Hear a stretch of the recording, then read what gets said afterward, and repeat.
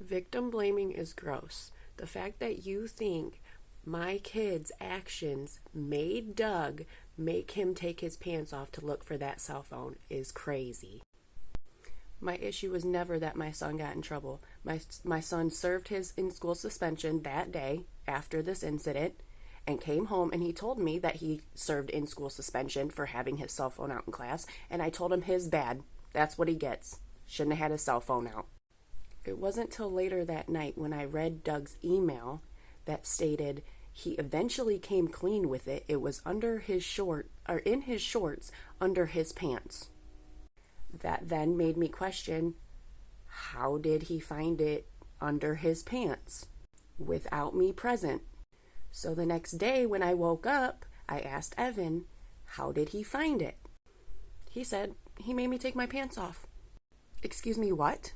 He thought that he was able to do that because he was a school principal.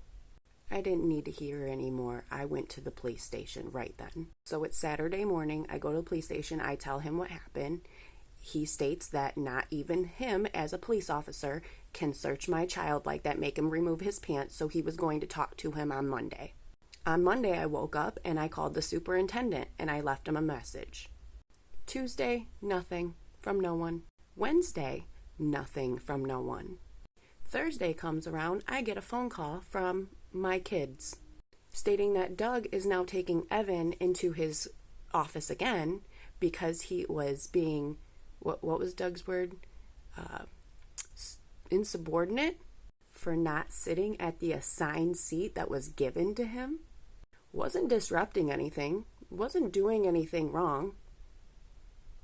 He just wasn't sitting in the assigned seat that Doug had given to him. So I go up to the school, and then I recorded. You see the whole meeting with Doug. He was given every opportunity to write everything that happened that day in that email that he sent me. He chose to leave out the part about making him actually take his shoes and his pants off.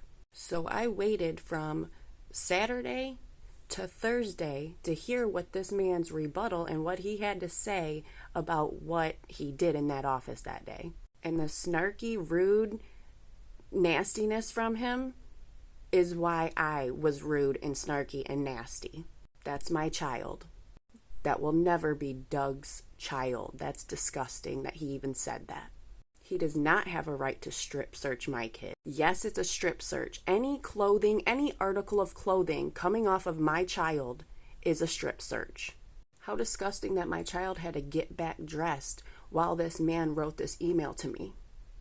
And then got a package that he had to sign and locked my kid in his office. Came back, finished his email, and stuck him in a room for in-school suspension for the rest of the day.